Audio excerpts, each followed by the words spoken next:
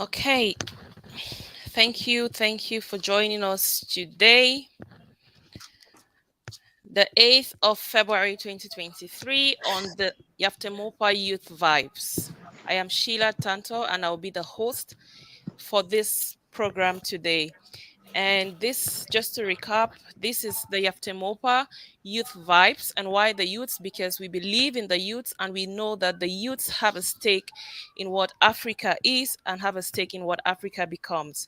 Today we are unpacking a very important protocol, which is the protocol to the treaty establishing the African Economic Community relating to the freedom of movement of persons.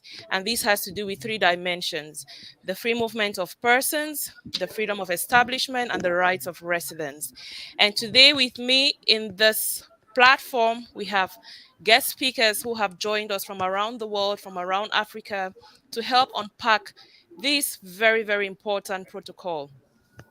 And not to say much, I have with me Ashu Ayem Akosong, Ashu Morin. We have Mutala Salisu, who is joining us from Niger. And I would let them introduce themselves and tell us a little bit more on what they are doing and why we are here today. So over to you, Maureen.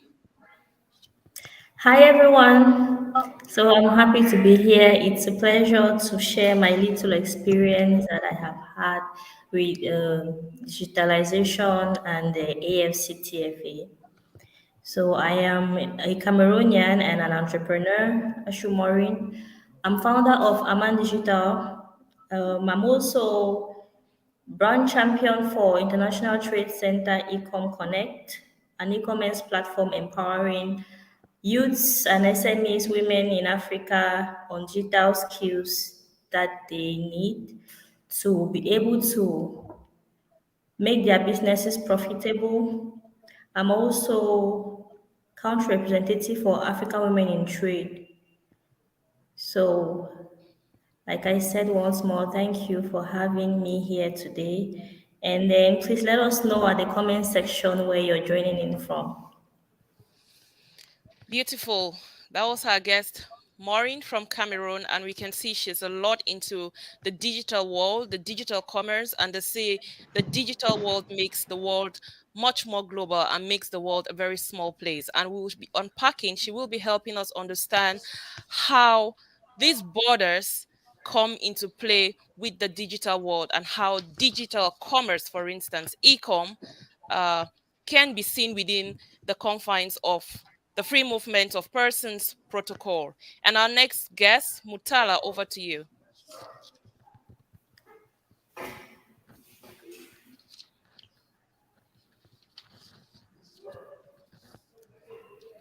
We'll be hearing from Mutala Salisu from Niger. Can you tell us, sir, a brief introduction of yourself?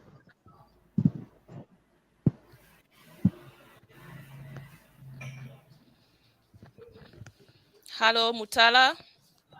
Yes, sir. Oui. Est-ce que tu peux nous dire quelques mots, ce que vous faites et qui est Mutala, en fait? I don't hear you very well, Sheila. Oh, you don't? Maureen, can you hear me? Yeah, I hear you clearly. So, Mutala, I think it's maybe a problem, a technical issue from your side, but we are asking for a brief introduction, who you are and what you do. Um, my name is Mortala Salishu. I'm from Niger. I'm CEO of Mason of Education and also a country ambassador of Mentor Business Community. Beautiful. So those are our two guests. We hope our third guest will be joining us, Philly from Mali, who deals with the agricultural women. Hopefully, if the network permits her, then she's going to be joining us on this beautiful show. And before we get into know exactly why we are here, we would also like to know, what is YAFTEMOPA all about? We have so much on the media, different media handles, Twitter, the Instagram, the Facebook, talking so much, and we have all these young ambassadors fighting and pushing for the free movement of persons in Africa. This is put together by YAFTEMOPA, and the lead person of YAFTEMOPA is here with us today, Dr. Brown, and he will be helping us understand what YAFTEMOPA is all about and what they have been up to since its creation and why we are here today. Dr. Brown, do you want to unmute and tell us, give us an introduction of yourself and, of course, of YAFTEMOPA? Thank you so very much, Sheila. Can everybody hear me? Sure, 5 on 5. Awesome, awesome. Thank you so very much. My name is Namno Brown, and I happen to be the lead ambassador for YAFTEMOPA, and I'm so excited to, be on this part of the program today. And I want to really appreciate our guests who are here today to unpack, these trade issues and talk about how young people can benefit from the trade. Leveraging on free movement of people in Africa. So. Let me just run us down a little bit about uh, YAFTEMOPA. So YAFTEMOPA is an organization, basically a youth-led organization that is primarily, vested with the mandate to sensitize, promote, popularize, and advocate for the free movement of persons in Africa, and most importantly, the ratification of the protocol. Because, I mean, without the ratification of the protocol, we'll just be having a book that is inactionable. But when it is ratified, definitely it will go into force, and each and every one of us will be able to enjoy it. And definitely, as we all know, trade policies in Africa like the AFCFTA will be very, very useful, within the borders of Africa. So YAFTEMOPA is into sensitization of youths in Africa and African youths in diaspora on the free movement of persons. Why the diaspora? The diaspora, we believe that the diaspora, just as the African Union has, shown us that the diaspora is basically regarded as the fifth region or the sixth region of Africa because of their contribution. I mean, maybe you do not know, but the diaspora has a very significant contribution to the economy of Africa in terms of their their input in when it has to do with sending in stuffs from wherever they are, etc. So they are very, very, very, very useful and very, very important in the affairs of Africa. So it is very important that we harness their voices. It is very important that we maximize the voice. It is very important that we bring these voices together in a one big voice campaign um, clamor and also advocate for the ratification of the protocol. And so this is what YAFTEMOPA does rather. So YAFTEMOPA has been here for a while, since 2021 officially, and we've been there since 2020. Since after the 2019 town hall meeting in Nigeria that was hosted by African Union for the youths of Africa to sensitize the youth about Africa, etc. So this is what the YAFTEMOPA is about. This is what we're doing, and we continually and consistently bring together youth from all over Africa, to advocate, to talk about, and to bring to life these words of the protocol, to also show Africans that it is possible for Africa to be integrated. And it is very, very important that Africa be integrated so that we can be able to enjoy, we can be able to utilize, and we can be able to see the goodness and the good thing that Africa has to offer every population, most especially the young people, because it's the young people that actually want to go out there. It is the young people that want to see new things. It is the young people that want to see new places. So it is very, very important that young people take the front seat in advocating for the ratification of the protocol so that it can go into force. So I don't want to take much of our time. I would just want to bring us, bring my little speech to a close by saying that young people need to stand up. Young people need to rise up. Young people need to take up these staff of office. This we need to be out there. We need to be the ones at the forefront of this advocacy.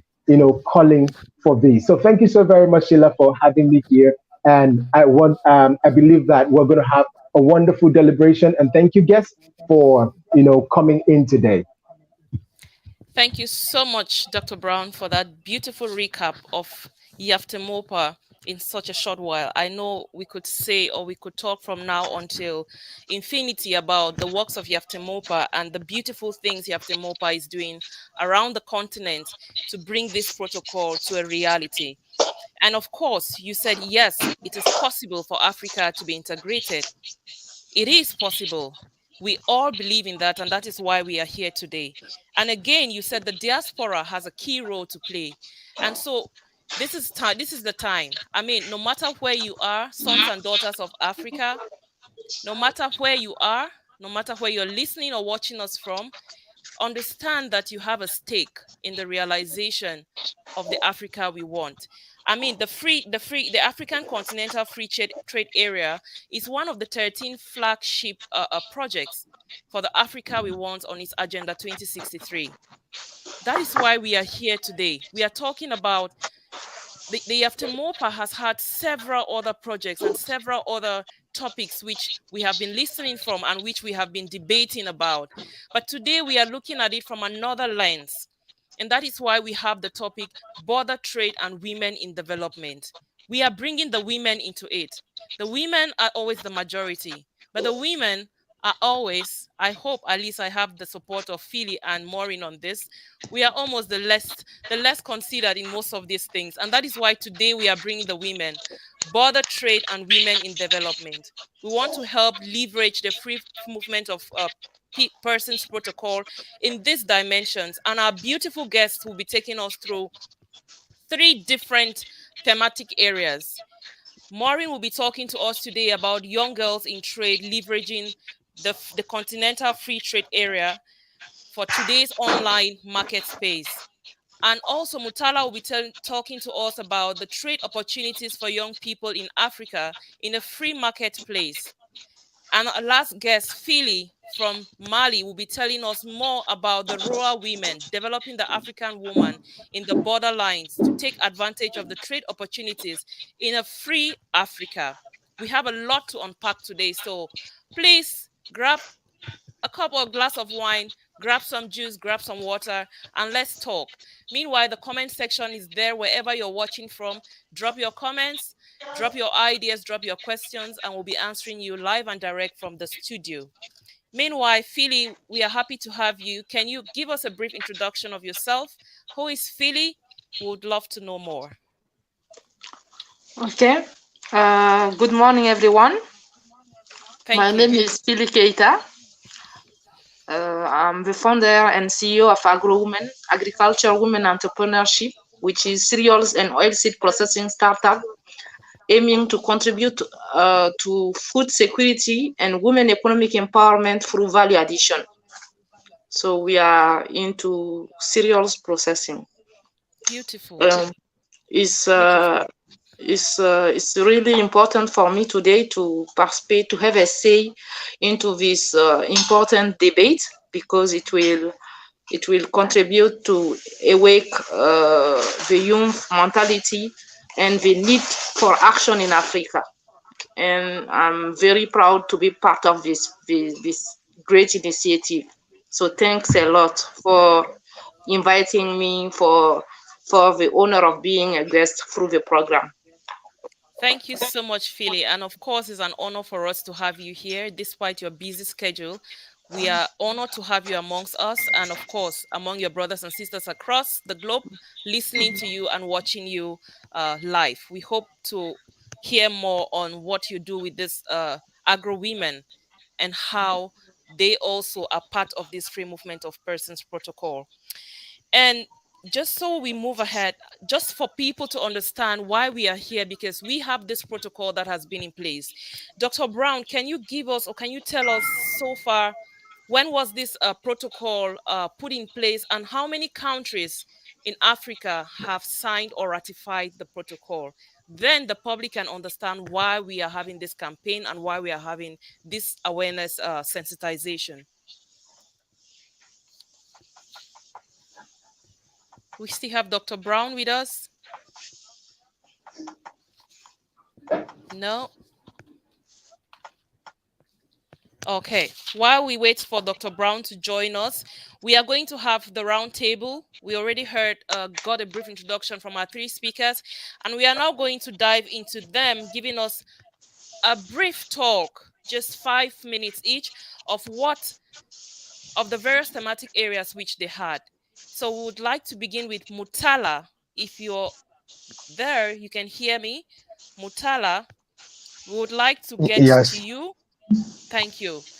So we would like to hear more from you about trade opportunities for young people in Africa in a free marketplace. Thank you very much, Sheila. It's very important for all African youth to move themselves to work and to sensitize others for the ratify of the protocol. We have a lot of Sure. opportunities about business and the free trade place of all African youth. You can take the e-commerce. Today, with the development of technology, we see with the Juma, Kanda, we have some opportunities for business in e-commerce because the African is the most dynamic access to technology. That's why all countries want to invest in technology fields in Africa. You can have opportunity in e-commerce and also the agricultural trade because we we buy everything we eat, and although everything we use for our work from other continents, and those activities have to be set in Africa, have to be promoted by African investors and African bankers. And that's why agriculture is very important for the development of our continent because if people have no hunger in their country, they are able to work and to be focused on what they are doing, because if you don't have something to eat, you don't have something to do, because it will be your first reflex as human. And Africa youth will have opportunity in agricultural trade because we have a lot of land, and we have a lot of youth that are interested these few years in agriculture trade. And also we have the creative industry. The creative industry is mean the art, design, music, that we have the most important cultural background of all the world. The culture of African is very important, and we will see it in all we are doing in art. And today, it's you see the fashion today with some activity, with some festival like FIMA that promote African designer in the fashion area, and also the technology and the software. To it also an opportunities and opportunities for our. Do you hear me? Sure, I can hear you. Philly, can you Uh, mute yourself? Yeah, you can go ahead, Mutala. Et soyez à I'm l'aise, talking. vous pouvez aussi parler en français. Hein. Je pense qu'il y a plus de Oh, personnes aussi qui nous ok. regardent. Pas de Ok, souci, vous donc pouvez aussi parler en français. je continue en français. Oui, Je parlais des opportunités qui s'offrent à la jeunesse dans le e-commerce. Je parlais de l'agriculture, de l'industrie créative, c'est-à-dire l'art, le design, la musique. Aujourd'hui, l'Afrique est l'un des plus... le continent africain est l'un des plus grand continent qui a le plus de ressources et de potentiel dans la culture et dans l'art. aujourd'hui, avec la ratification du protocole, les jeunes peuvent voyager d'un pays à un autre afin de faire valoir leur activité dans l'art, dans la musique, dans le fashion. Nous avons vu certaines, comment ça s'appelle, promoteurs comme Al-Fadi dans le cadre du design qui a créé le FIMA, le Festival international pour la mode africain, qui recrute des jeunes designers qui font leur promotion, et aujourd'hui, il y a beaucoup à travers cela qui arrivent à exporter dans les autres pays d'Afrique. Donc aujourd'hui, le côté créative industrie, création industrie est un potentiel important pour la jeunesse de l'Afrique. Et tout cela n'est possible si nous avons des barrières entre nous. Donc, c'est pour cela, à chaque fois, il est important de rappeler la ratification du protocole pour le libre mouvement des personnes. Et il y a aussi le côté du tourisme. Aujourd'hui, nous avons un grand potentiel dans le tourisme, et aujourd'hui, il suffit seulement de voir comment est-ce que certains pays sont en train d'investir. Nous pouvons prendre le cas du Rwanda, la Tanzanie, un peu partout, comment ça s'appelle, dans d'autres pays Maghreb, au Maroc. Donc aujourd'hui, le tourisme a un potentiel très important en Afrique, dont beaucoup de pays, ils ont les infrastructures, ils ont le potentiel, mais ça reste encore beaucoup à faire pour pouvoir mettre ça en valeur afin de faire attirer plus de touristes qui vont apporter plus de valeur ajoutée dans l'économie locale. Donc, c'est vraiment exhaustif. Comment dirais-je, c'est très exhaustif pour la liste des opportunités pour les jeunes africains, mais nous ne perdons pas de vue un certain nombre de facteurs aussi que nous devrons aussi travailler à développer, comme l'électricité, parce que quand on parle de développement, quand on parle d'industrie, quand on parle comment ça s'appelle, quand on parle de développement, donc on ne peut pas faire de développement sans l'électricité. Donc récemment, on a écouté Moussa Faki qui fustigeait le fait qu'il y a plus de 600 millions d'Africains qui ne connaissent pas l'électricité. Donc ça aussi, c'est une des barrières qu'on doit voir, parce qu'on a tous les potentiels. Par exemple, au Niger, on est l'un des plus grands producteurs d'uranium. Donc aujourd'hui, dans toute l'Afrique de l'Ouest, on n'a pas un seul centrale nucléaire, alors qu'on a toutes les ressources et on a toutes, comment ça s'appelle, les ressources humaines pour développer cette technologie. Donc, et pour cela, il faut une synergie au sein des États, et ça passe forcément d'abord par la levée d'un certain nombre de blocus comme les frontières. Parce que tant que on veut se développer, il faut que les uns et les autres puissent voyager afin de découvrir les potentiels d'autres pays et créer un réseau d'affaires. Donc, et aussi, il y a l'insécurité qui a été citée comme un facteur. Aujourd'hui, quand vous regardez comment l'insécurité a impacté pas mal de dynamiques dans beaucoup de secteurs, quand vous prenez le bassin du lac Tchad, les trois frontières Burkina, Mali, Niger.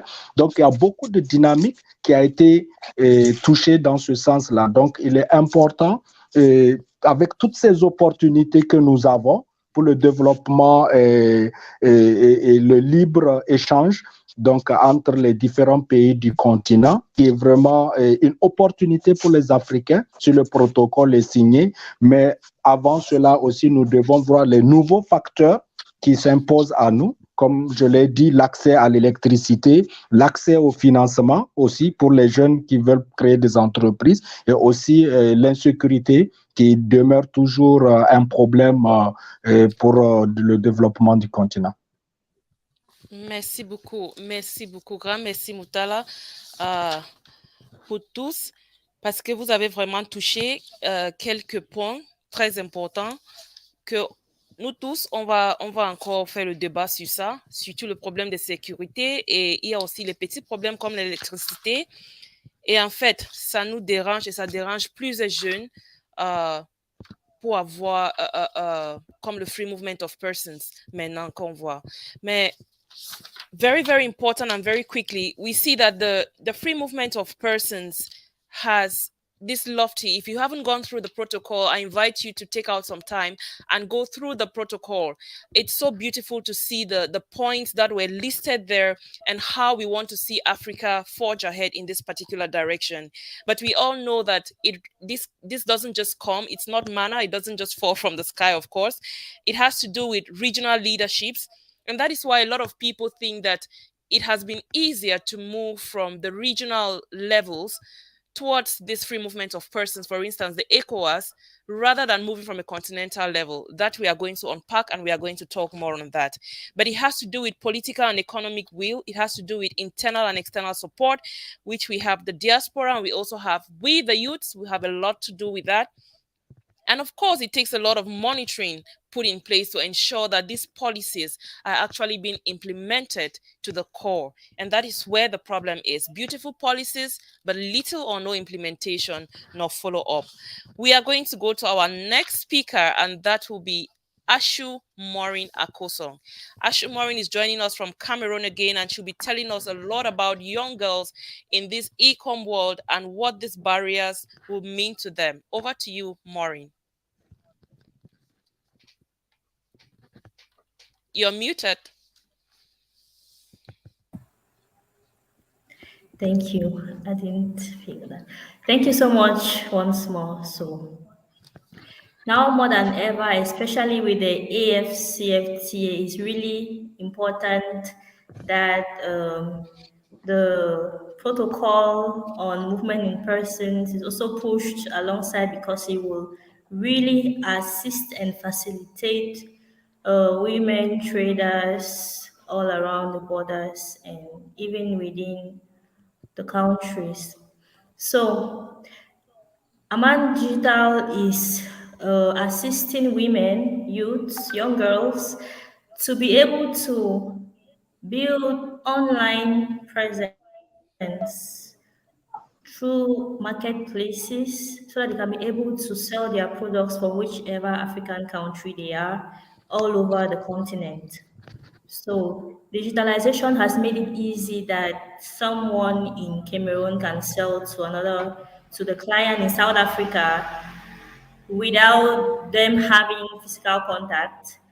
So your client just needs to see your product online and they love it. And then conversation continues. You guys talk about the pricing, and everything else is sorted out through digital payment channels and whichever means you guys find convenient.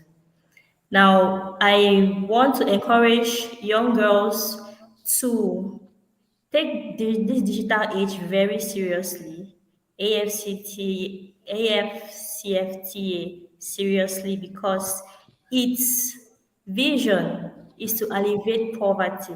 While look, we are talking about you standing a chance to sell your product to 30 million people around the African continent. For me, that's a lot of resource to tap into for anybody who is willing to fight poverty, not only in their country, and like I was saying, is Africa we're working for, on the entire continent. So, as brand champion for International Trade Center Econ Connect, we are helping youths and SME gain digital skills that they need to be able to know how to use these online marketplaces, know how to manage their own business, know how to keep their content and everything they need for their business to be profitable. Now, there are free resources on their platform. If you go to www.ecomconnect.com, you sign up and you create your profile in there. You can learn, you can participate in the events, you can network. It's a community of thousands of entrepreneurs who are learning from each other and growing. Digital skills they are not like any other courses or subjects they used to teach us in secondary schools or in the universities. Everybody has to learn. Let me put it that way. Everybody has to relearn Either you're learning or you're relearning, because a lot of things that you already know, you might not be able to, it's not resourceful in this digital age, because you're dealing with software, you're dealing with applications, you're dealing with people's marketplaces. You have to know what to do, you have to know how to download apps, you have to know who your niche, you have to know when to sell, how you have to post. All of those things is a whole process. Every youth has to learn so that you'll be able to meet up with your personal objectives and then serve your community better, because I believe that every product that you're selling, you're actually solving a problem. So, and then as a African Women in Trade representative, we're also working with women, and we have a network of women all over Africa. We are helping them connect, get access to new marketplaces in other countries for their products, helping them connect to resources and correct, authentic, let me use the word authentic information about AFCFTA, so that you don't get to fall a victim of scam or whatever, wrong hands. In as much as we are pushing this dream forward, we will not also ignore the fact that the digital space is also very insecure. Mr. Sulesu mentioned the security is a huge factor that we cannot ignore. So we need to be sure that we're training with the right people, we have information from the right sources. There are always ways. There are platforms like the African Union, the AFCTFA Secretariat. They always have valid and authentic info for youths, for women, for every entrepreneur who wants to take their business into the African continent. So I personally am selling services on the online, copywriting, digital marketing, graphic design. It's a whole chain of digital tools we're using to serve our clients. It is hard work that everybody has to put in to be able to sustain not only ourselves, our community, and then Africa in a whole. Now, the how many online marketplaces you need for your business is not. I might not say you can do two, three. Some businesses, depending on what you are dealing with, you will need 5 to 10 or even more online marketplaces. Some businesses you can use 2 or 3 is okay for you. So depending on what product and services you are dealing with, you have to be able to put it there on your social media handles, put it on marketplaces. There are marketplaces that are AFCTFA oriented, like Sokuku. They are made in Africa, strictly products. You will not find any other products for any other foreign product in on them. And Africans are also going there to buy and trade. So there are other, besides your WhatsApp business or any other social media handle like your Facebook marketplace and your IG marketplace, the list is so long. You just need to do your research about which marketplace is convenient for you. Like I say, International Trade Center e-commerce have free resources for youths to build them up, give them the digital skills they need to be able to manage their online marketplaces, to be able to grow their businesses, to be able to stand the competition. Because as many people who are looking about billions, that's also how huge the competition is. So you have to be in constant posting, marketing, branding, creating content about your product. How better? Why? What am I supposed to buy A instead of buying B when there are so many people? You guys are doing the same thing. You're talking about the same thing. What makes me a client in the South Africa not to buy from South Africa? Because we're looking at agriculture, looking at finance, looking at every other sector has similar products in all the countries. But somebody else can still want to buy from you from out of your country. Or so what is that thing you're giving the person?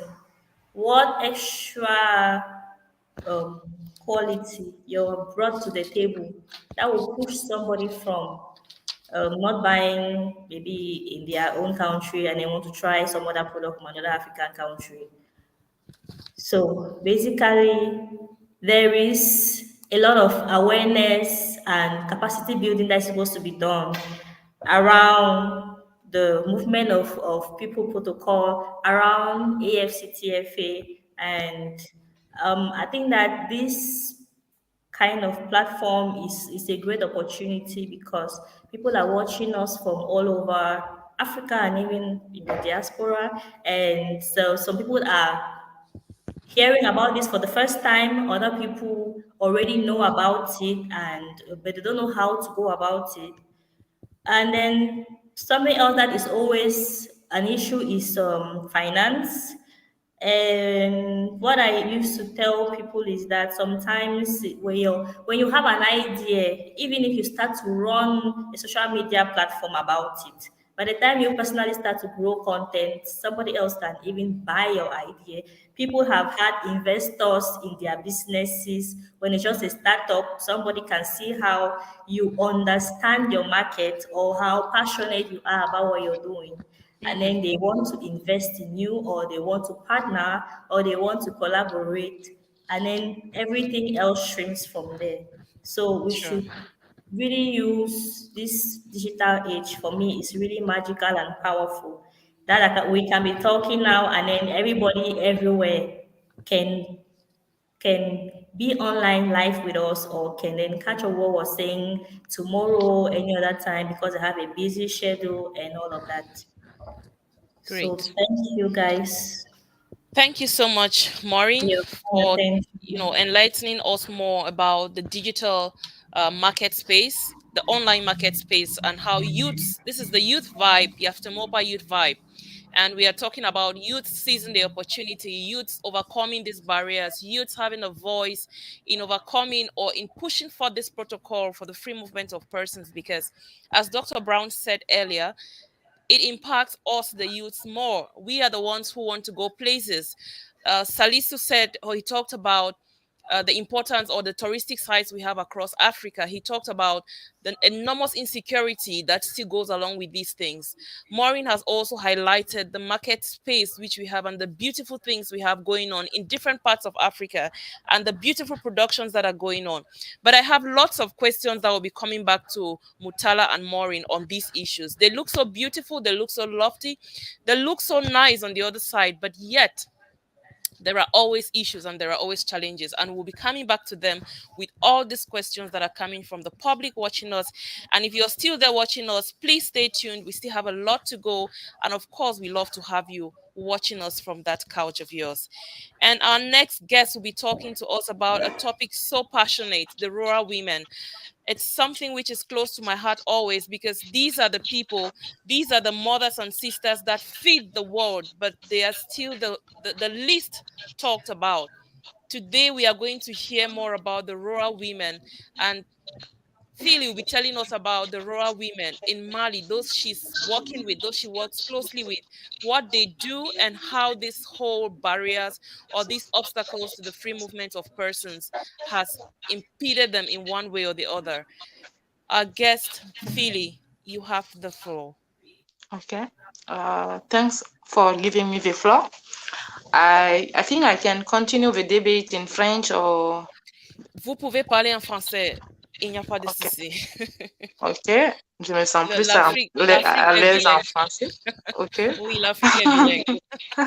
On va tous essayer de vous comprendre. Ok, merci. De rien.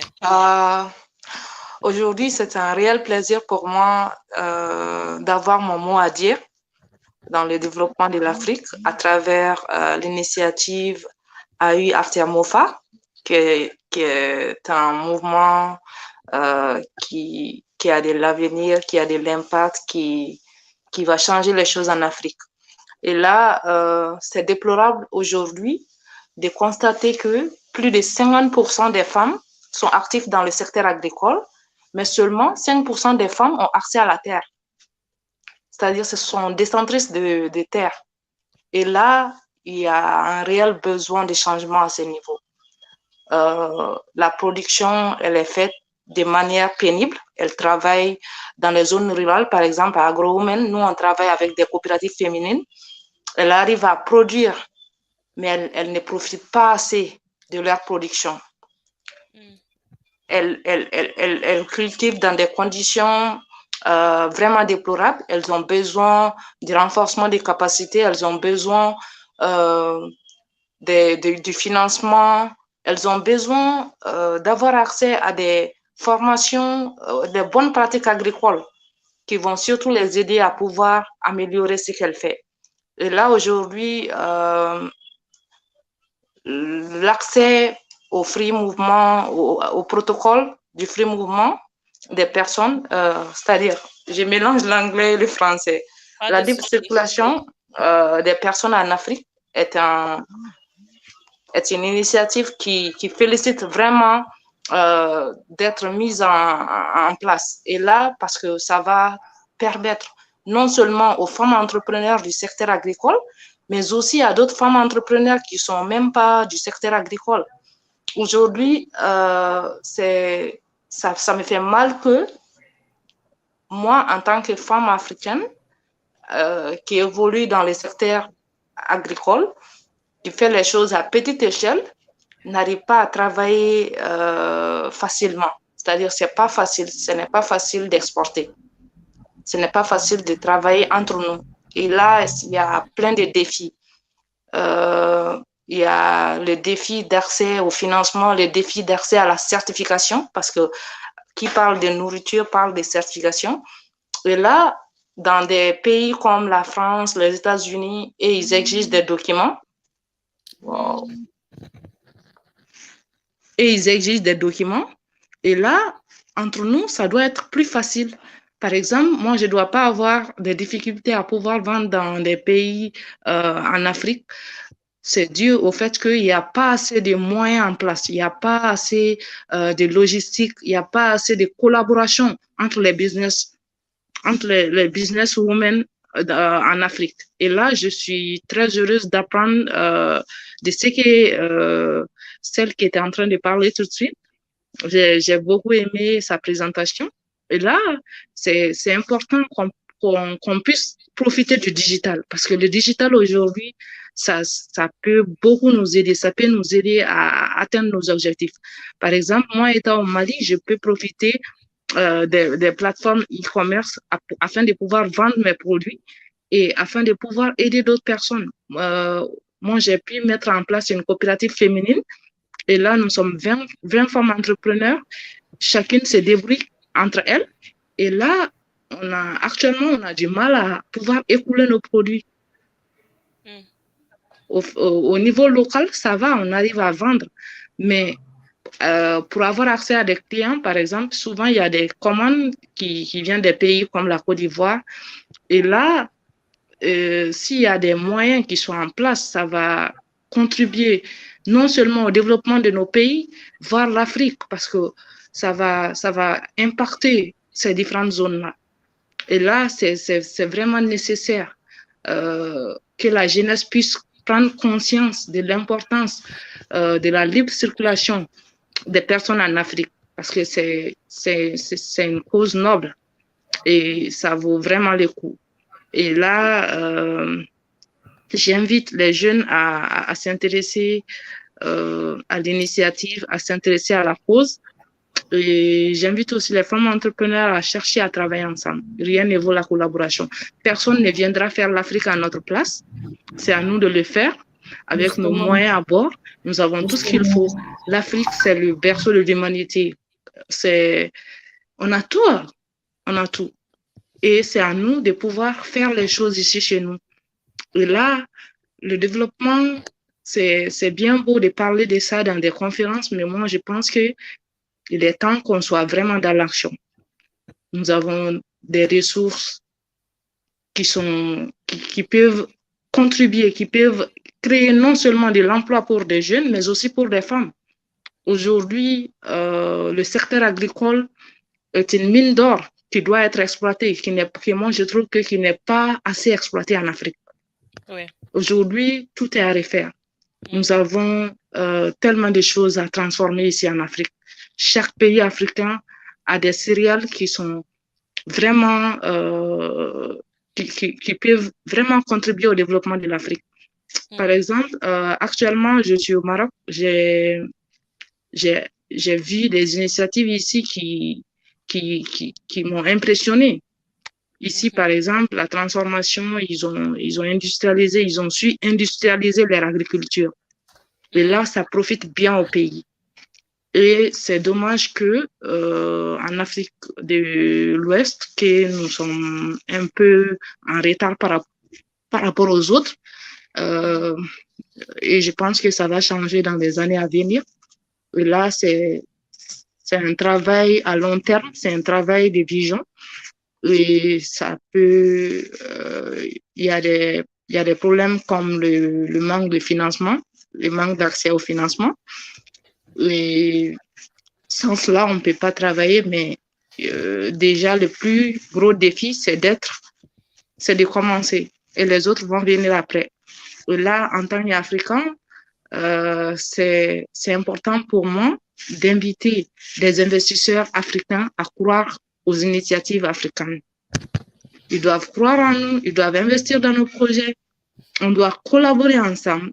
Et moi, je serais très ravie de collaborer avec des gens de d'autres pays parce que je vois le développement comme quelque chose qu'on le fait ensemble. C'est quelque chose que tout le monde doit se mettre au travail. On ne doit pas seulement dire que cette personne doit continuer sur cette chemin, sur ça, mais on doit collaborer ensemble. C'est l'union qui fait la force.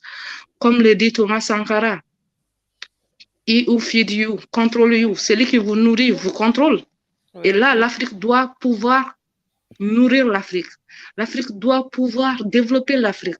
Et ça, c'est impossible sans la libre circulation des personnes en Afrique. Ça, c'est impossible sans le travail le travail de collaboration que les Africains doivent faire ensemble. Et là, j'invite tout le monde. Je m'excuse un peu, je suis malade, mais j'ai voulu participer à ces programmes afin de pouvoir donner mes points de vue. Merci. Très bien, merci beaucoup. Merci beaucoup, Philly. Ça, c'était une très bonne présentation et je pense que tout le monde est très content de vous écouter et on dit en anglais, get well soon. Okay. Ouais. Bon, if you didn't hear anything from Philly, I mean, there is one sentence you should leave with. She gave us a very powerful word from Thomas Sankara. He who feeds you controls you. Keep that in mind. If there is one thing you leave with today from the rural women, it is he who feeds you controls you. And Africa must believe in Africans. Our industries must believe in us. So start thinking, the diaspora, start thinking of industrializing Africa, industrializing agriculture. Now you traveled, as Philly mentioned, she's now in Morocco and she has had the opportunity to see the beautiful ways in which the Moroccans are beginning to or are industrializing agriculture and changing the game. Africa has unmeasurable, we can't even think about it, the opportunities, the agricultural space we have, the blessed soils we have, which we can actually feed Africa and feed beyond. But these are all underutilized. And that is why the agro women are here to tell us today, that we must invest in Africa. We must look back at what we have and we must use what we have to get what we want. People say that Africa is only good for raw materials. That is okay. If Africa has only raw materials to offer, then it means Africa is blessed. These are enormous resources. Mr. Salisu told us from the beginning that we have enormous resources in Africa. And of course, this also entails the soil, the blessed soils which we have. And we hope that after today, many people can start thinking of investing in agriculture. And why not take a look at what the agro women are doing in Mali and seeing how to partner with them and better the lives of these women. Philly just told us that the women participate. They have lots of agricultural produces which they have. And sometimes they get all these demands from Ivory Coast and across different other countries. But how can they get the products there? If they have demands outside the shores of Africa, how can they reach them? Because the paperwork is enormous if you have to transport or you have to ship to the US, you have to ship to the EU. There are lots of paperwork. Whether or not the EU and the US have these same paperwork to ship to Africa will be a debate for another day. And then you will hear who he who fits you controls you. Then we start thinking and rethinking if we are actually working towards the Africa we want or people are working for us towards the Africa we want. But I would like to have a question with Maureen. Tell me, you talk so much about the digital world and how it can make things much easier. I'm beginning to think that the digitalization will be an option. First, we start from there and people start selling these lofty ideas. But you sell services which could be easier. So, what about those who actually have products on ground and they have to sell these products? For instance, the agro women in Mali, they may be producing potatoes, for instance, and they need to sell these potatoes to somebody in Cameroon, and the logistics is not there. The visa procedure is hectic. It is easier to get a visa to go to some other Western countries than even to go to fellow African countries. The flight tickets to African countries are costlier from perhaps Nigeria to Cameroon, which would take you a 30 minutes flight, than leaving Cameroon to the EU, which would take you maybe a 6 hours flight or more. You pay less than you pay to Nigeria. These are my own experiences, and many others share in them. The cost of visa application fee is higher between us African countries than we have to pay to the European countries or the US, for instance. What is happening? If we continue to make these borders, build all these bridges, how then do we expect, despite the glamour in which we have for digitalization, despite the agro women in Mali putting out their products on social media and attracting lots of customers, how do they go across these physical borders, these physical obstacles that are being put in place by the system and hinders them to actually, because it makes no sense if you can produce things and you cannot sell. Philly told us it doesn't make sense. They have the power, they have the resources, they produce the stuff, but there is no market. Not because they are not willing, but because the blocks are there. How can we overcome this despite digitalization?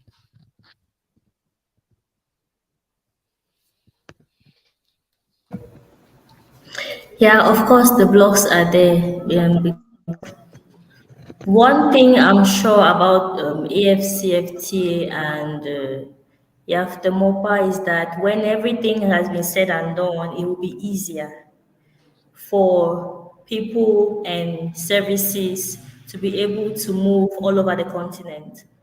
Now, before that happens, I really there's something else that hinders more than all of that, the mindset, because there are already logistics that are transporting these goods Mhm. around African continent and even out of well, let's talk about African continent while talking about AFCFTA. An African will order a product from another country abroad. Let me not call any countries name. An African will order a product abroad than to order the same product from another African or from another African country. Excuse Now, me, let me get you. Let me interrupt you. I really don't want to interrupt you, but before you move on, clarify me. Because Mr.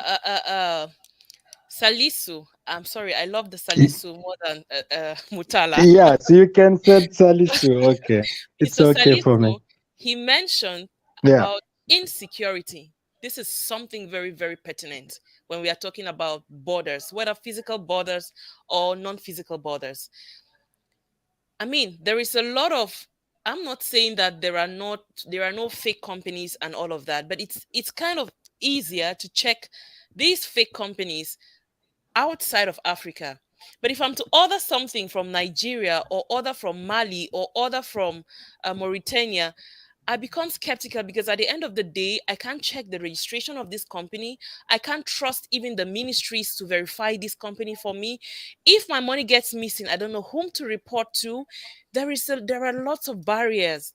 But at least sometimes you can do verification reviews of the, I mean, I don't know if you understand what I'm saying, but I feel I like we have a do. lot of insecurity or security concerns underlining the digital world that That defeat. insecurity is also more of mindset because we automatically question our own products more than we question products we buy from abroad.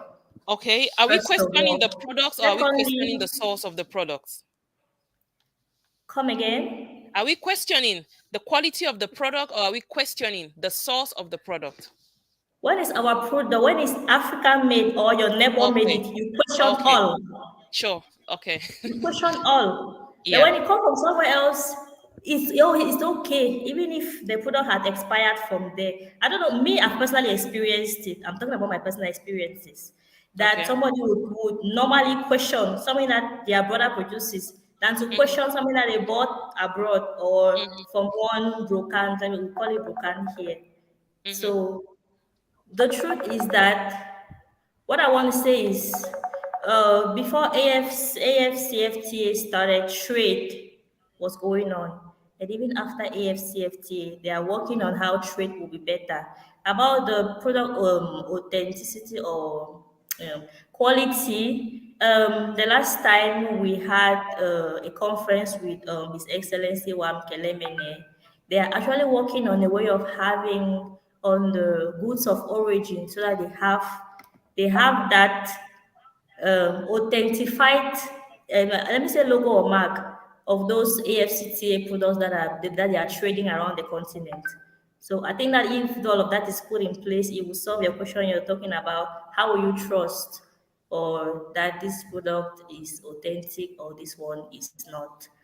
Um, and then, like I said, trade going on. So if a client in for example, Nigeria wants product from me, you know that you have to pay charges.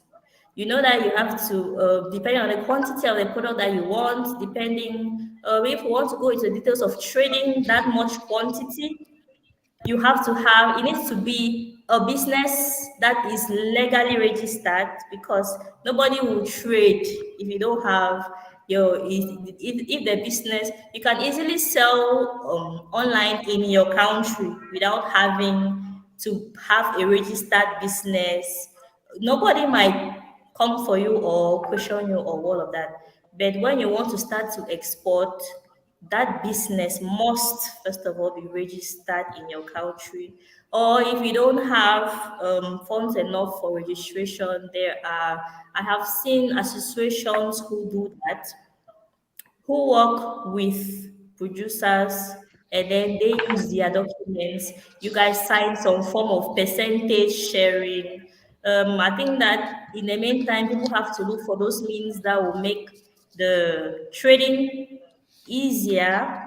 I was also, I think, the last time I saw Rwanda Air doing promotion on, they had a percentage for traders around traders who are I can't remember how much percent I saw, but they were on promotion. That is to enable them to subsidize how much they are spending transporting their goods from Rwanda to other parts of Africa, which I think is a great idea. So I've seen a lot of those people taking actions around AFCTFA, and I'm sure that by the time all of this is done or finalized. This is YAFTEMOPA. I'm seeing ratifications coming on already. This is how we started, and then very soon everybody else. And sometimes it will be just on papers. Other times we can be lucky if more youth get into it, and then we see that it should not end only on paper. Let me want to go there. If you say that you're doing a free continental trade area, let me be able to take my goods to another country and maybe I pay a very little amount of what I would naturally pay if I have to trade the normal way that people were trading before. Or so. Certainly, certainly. And just so our guests can be in the loop, we are saying that this protocol on the free movement of persons, which will enable free movement of freedom of establishment, the free movement of persons, and the freedom of residence. We have 32 signatures so far in Africa and only 4 ratifications. We wonder what the rest of Africa is waiting for. And it's key to check if your country has ratified this treaty or this protocol or not. Then you can start thinking what you can do as a youth across the globe, wherever you are in the diaspora, in your country, what you can start doing. Join YAFTEMOPA in this campaign to make your country sign this ratification. And of course, it does have expiry period, because if the countries do not sign, then there will be no need and it will be shoved under the table like every other policy. I don't think that is what we want for Africa. I want to travel to Mali anytime I want to go. I want to travel. I want to get up in the morning and pick my bag Of and get to course, Niger. Yeah, of I want to course, get to Yeah. Niger anytime I want. I want to sit and that's the real invite freedom. Philly over to have a discussion about women in Cameroon and how they can partner with Mali. That is what we want for Africa. And not every day the bottlenecks, you have to sign for visa here, apply for visas there. It's tiring, it's burdensome, it's costly, and it's costly for us Africans. I wonder what the leaders are thinking. I wonder what they are thinking.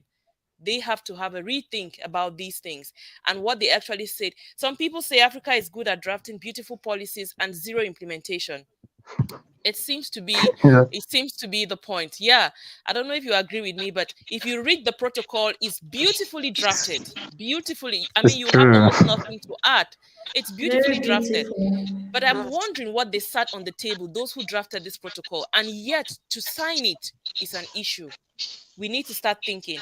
And that brings me to the issue of security. Monsieur Moutala, parce que il y a certains pays, parce qu'on avait d'autres séances, et Monsieur Salissou, tu es avec nous? Est-ce que vous Oui, je m'entendez? suis avec vous. Oui, il Oui, y a certains pays, même si le français ne sort pas très bien, je pense que tu vas faire l'effort de oui, me comprendre. oui, oui, oui. Ça sort comme ça sort. Ça sort comme ça sort.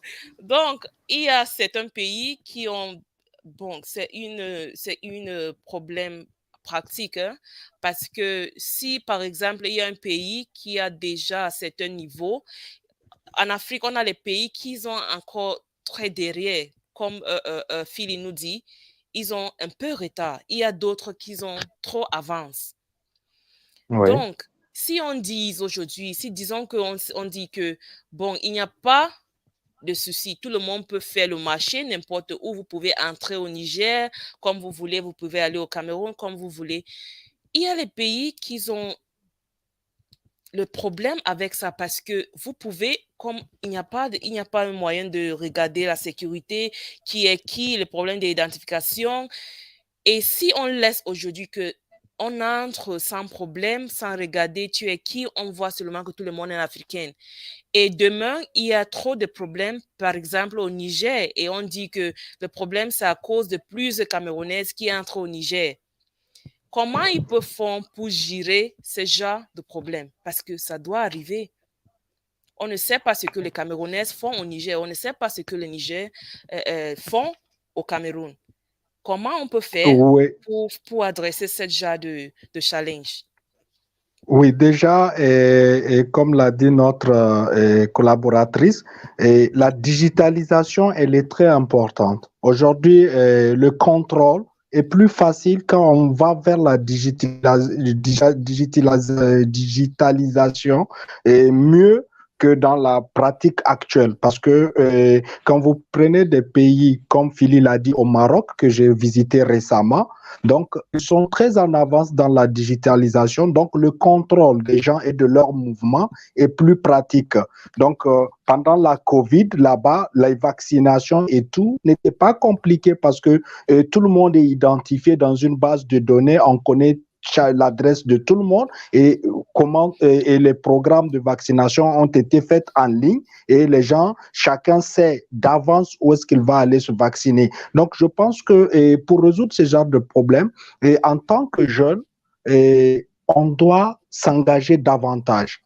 Non seulement pour la ratification du protocole qui est important, mais aussi pour faire évoluer les politiques internes, voter des lois qui vont permettre à nos États d'adopter la technologie.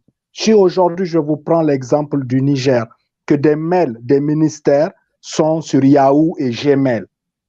Donc, vous voyez les risques qu'il y a par rapport à des données très importantes et confidentielles pour la sécurité de l'État. Donc, je pense que contrôler les frontières, contrôler la libre circulation des personnes, comme c'est bel et bien écrit, très joli, comme vous l'avez dit dans le protocole, mais en amont, il y a des préalables qui vont permettre de profiter et qu'il n'y ait pas cette peur de l'autre. Puisque quand vous prenez pour la libre circulation des biens, les pays ont ratifié tout de suite. Mais pourquoi ils traînent les pieds pour ratifier le protocole de libre circulation de personnes? Parce qu'on a peur. Il y a cette peur-là qui est là, d'être envahi, puisqu'il y a des pays dont la corruption, la mauvaise gouvernance, l'insécurité et tous ces problèmes-là font en sorte que les jeunes cherchent d'autres opportunités. Comme on le montre à la télé, les jeunes Africains veulent aller en Europe. Tout ça, c'est des mensonges. Quand vous prenez les mouvements interafricains, c'est plus important. Il n'y a que 3% seulement qui cherchent à aller vers l'Europe. Donc, les 97% circulent sur le continent africain. Donc, c'est un potentiel énorme. Donc, pour qu'on puisse aller vers cette libre circulation de personnes et créer une confiance au niveau de chaque État, il faut qu'on aille vers la digitalisation des données, des passeports, des cartes d'identité, des accès au niveau des frontières. Et ça, aujourd'hui, on a les moyens parce qu'on a une jeunesse qui est trop technologique. Donc, on a une accessibilité facile et une utilisation facile et une compréhension facile de tout ce qui est technologie aujourd'hui. Donc, moi, mes enfants, je les appelle les enfants Android parce qu'aujourd'hui, dès qu'ils prennent le téléphone et tout ce qui est technologie, on voit qu'ils s'adaptent facilement. Donc, en tant que jeunes, il est crucial qu'on s'implique davantage pour amener nos États à adopter des politiques pour d'abord aller dans la digitalisation de nos institutions, dans la digitalisation de nos documents administratifs, passeports, cartes d'identité, pièces de commerce. Tout à l'heure, Philly l'a dit, donc avec le e-commerce et comment on peut être sûr que certaines sociétés sont réelles ou ne sont pas réelles, mais si tout est sur le plan digital, donc si je veux commercer avec quelqu'un, donc s'il est enregistré dans son pays légalement, je rentre dans la base de données, c'est facile d'identifier et d'avoir les informations qu'il faut. Et pour cela, un point très, très important, il faut que pour qu'on puisse aller vers cet idéal d'une Afrique libre où on peut circuler avec nos biens, il faut que les jeunes décident de s'engager aussi en politique. Parce qu'aujourd'hui, on pense que la politique, elle n'est pas faite pour nous, mais si tu ne fais pas la politique, elle te fait.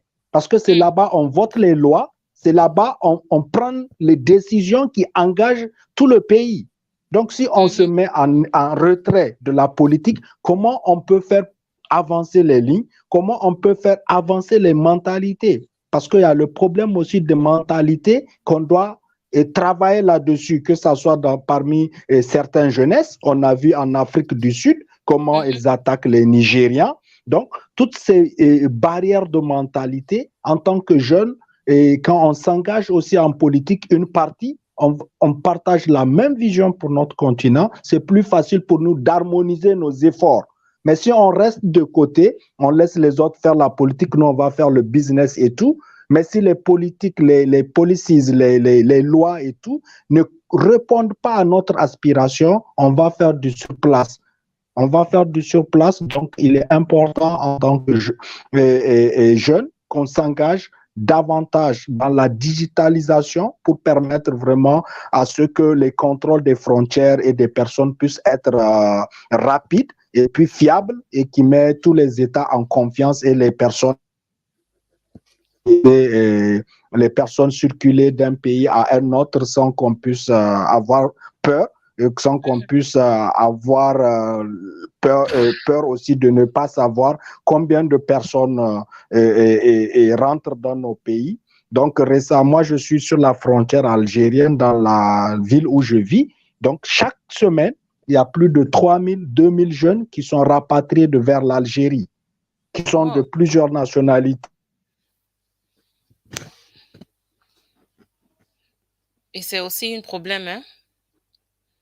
C'est aussi un problème parce qu'il y a toujours les gens qui veulent quitter le pays ou quitter leur pays et vous voyez que plus jeunes tombent sur le Méditerranée et ça crée aussi un problème, hein? Beaucoup meurent même là-bas. Mais quels sont, en fait, c'est triste, because there are no checks and balances. Salisu, we lost you. I think your network. Oui. Oui, vous m'entendez? Oui, maintenant c'est bien, Mais on parlait Donc, de ce que vous avez dit, plusieurs jeunes qui sont en train oui. de quitter le pays ou bien ils se trouvent au Méditerranée et tout ça. Et il y a plusieurs jeunes qui meurent même là-bas à cause de ça. Oui, et comme je le disais, tous ces jeunes-là, je discute avec pas mal parmi eux et je comprends que c'est des jeunes, ils ont une vision de ce qu'ils veulent faire.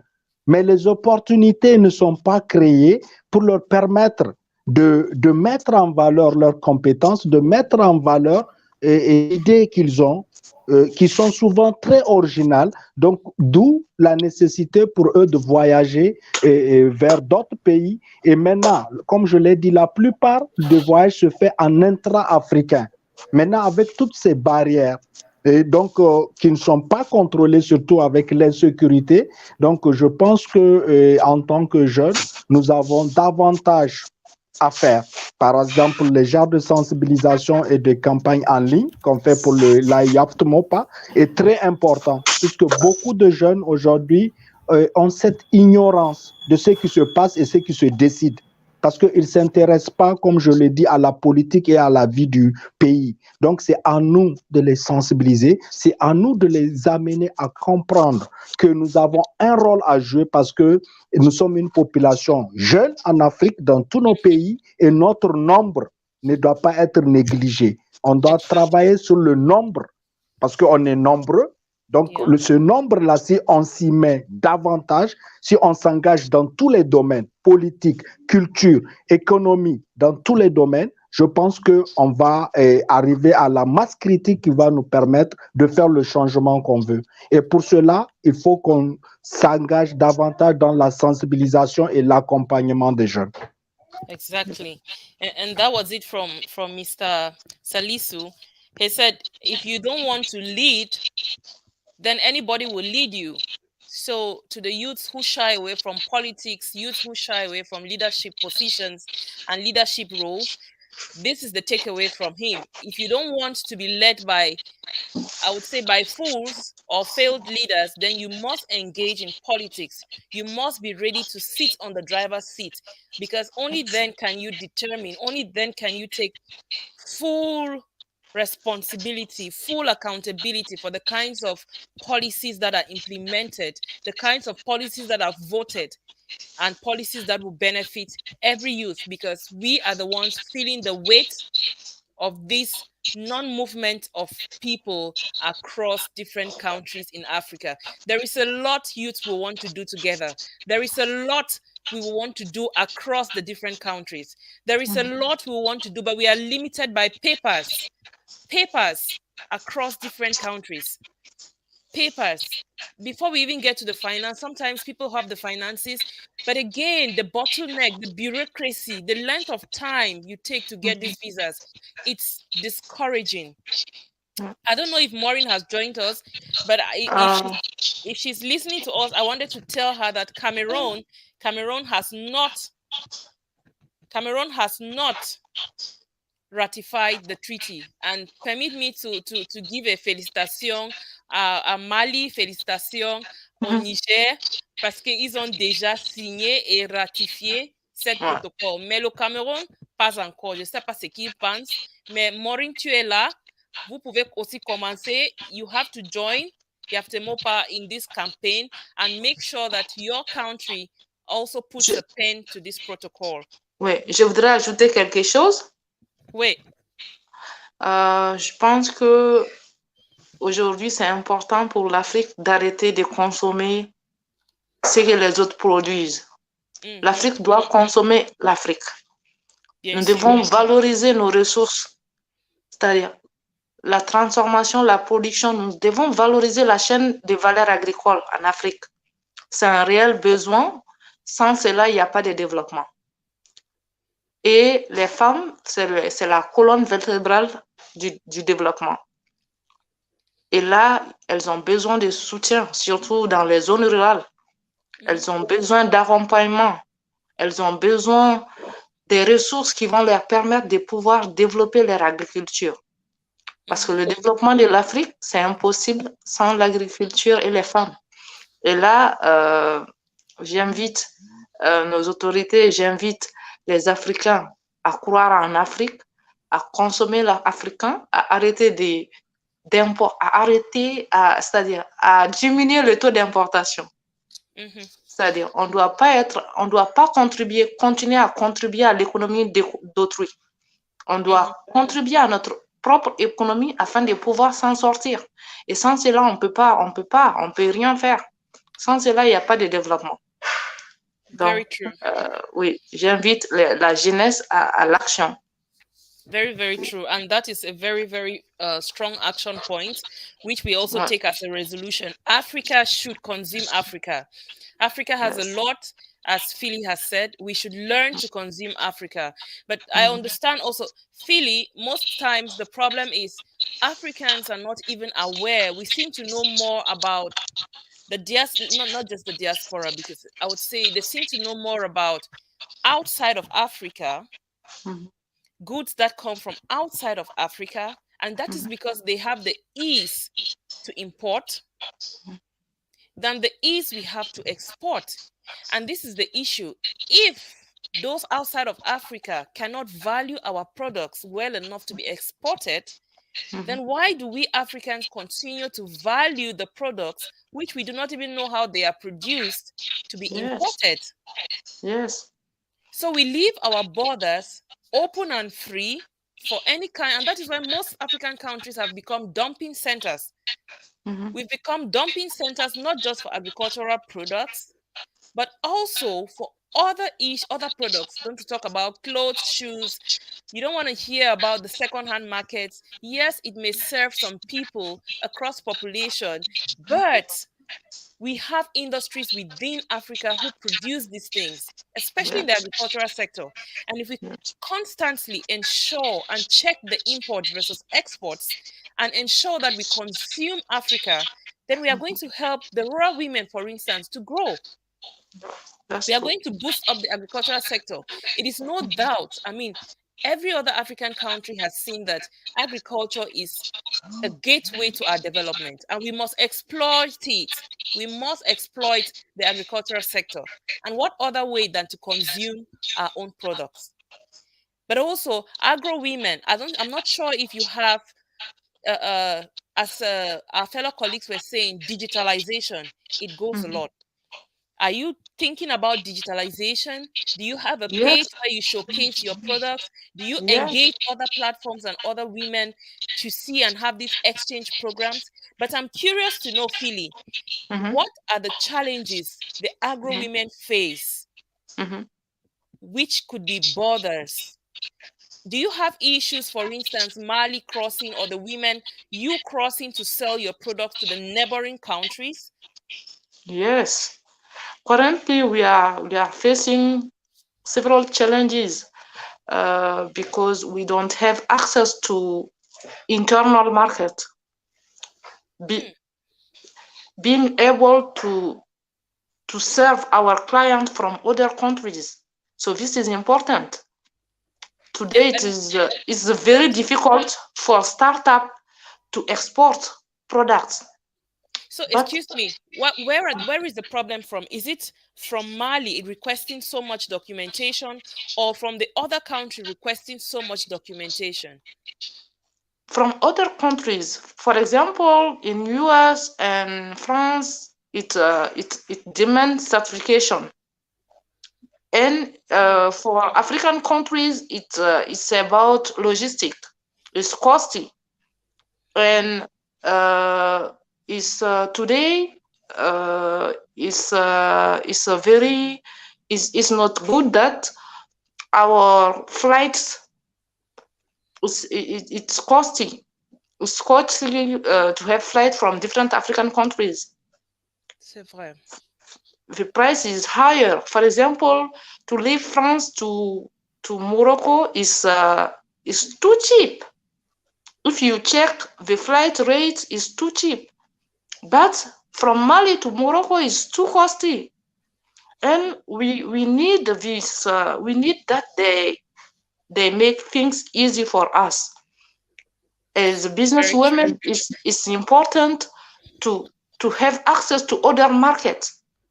Of course. The 60% of the market should be local, but the 40% should be in other countries. So this will contribute to the development of the business. Very true. Any business, we need to consume Africa.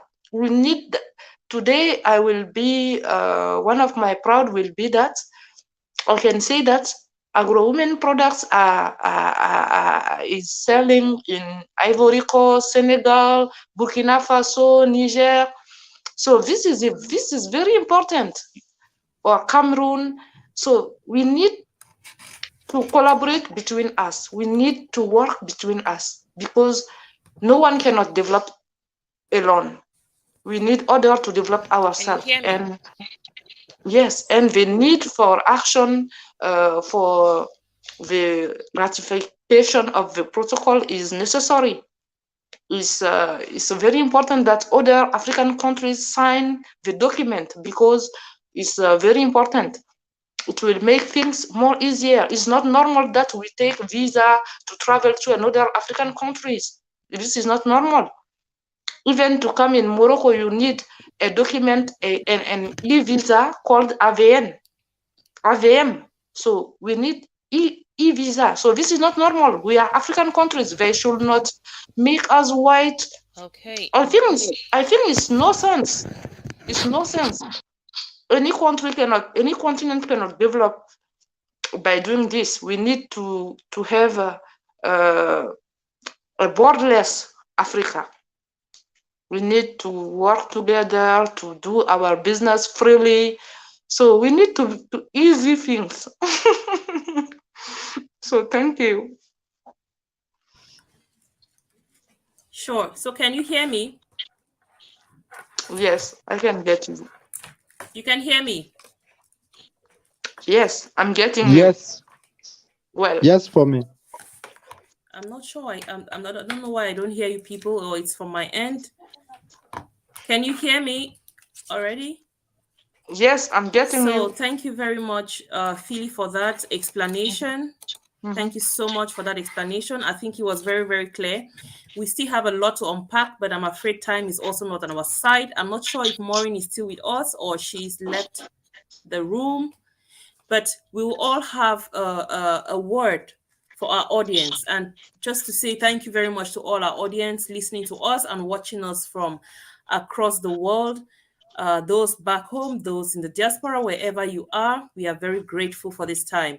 And we could talk from now till whenever, but as you know, time is not on our side. And I want to really use this opportunity to thank our guest, Maureen from Cameroon. I really want to thank Philly from Mali, and of course, Salisu from Niger. It was so beautiful hearing from you, and I would really love to have more of these interventions. But certainly, we are going to have that another time. So now we are going to have just your last words to the audience before we have a conclusion. Any last words to the audience? The others are not in the house, but Salisu, you can go ahead. Votre dernier mot à tout le monde. Deux Merci minutes. Sheila. Merci Sheila.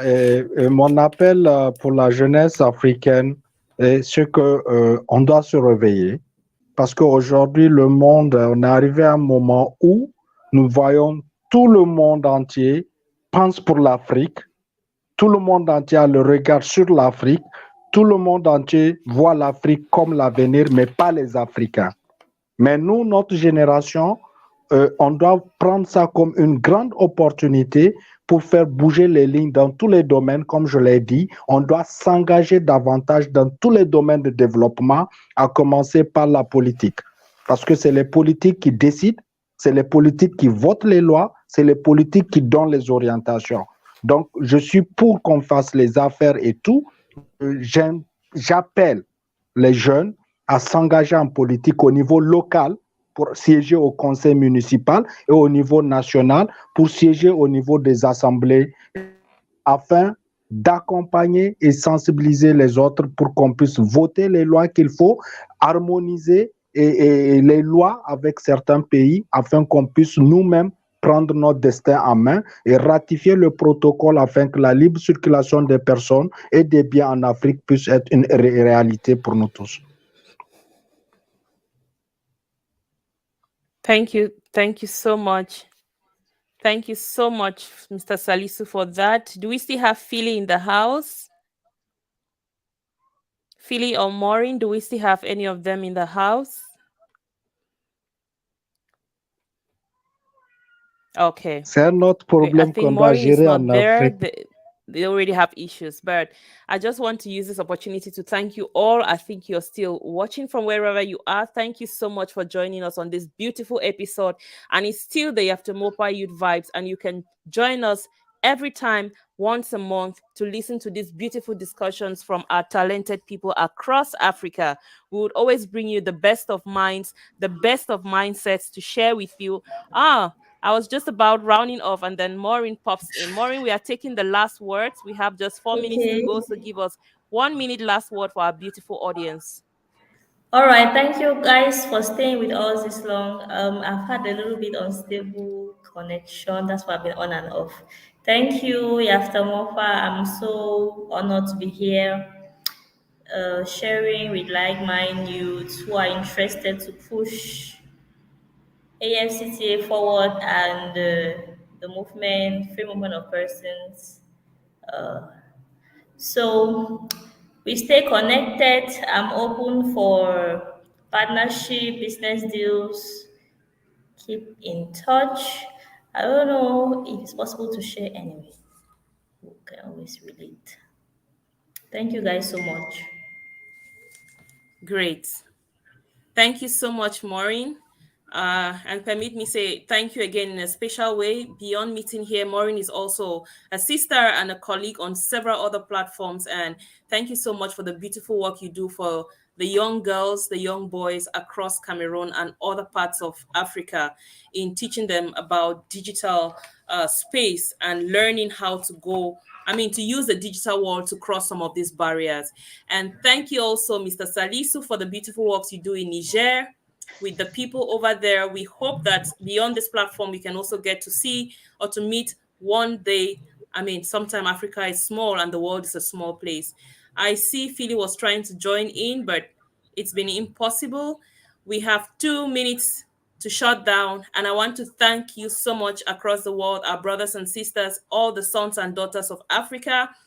We say shout outs to you, thank you, and hope to see you again next time on this beautiful show. Thank you, Mr. Brown, for being the technical head, and thank you to all others in the YAFTEMOPA team who have been behind making sure the technicalities are working just great. So it's been a beautiful evening. Is Philly there? Philly, can you hear Yes, us? yes, I'm here. On prenait les derniers mots? Non? Ah, le réseau se dérange. En fait, c'est toujours un problème. Vous me recevez?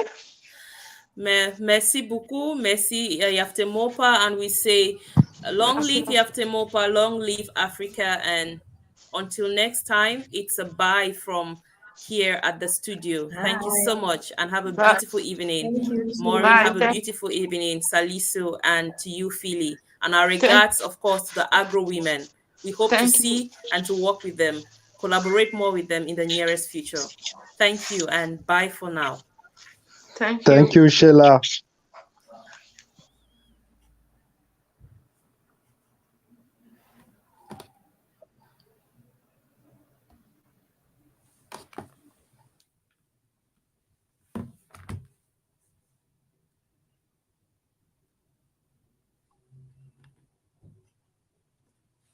Thank you very much, Sheila, for your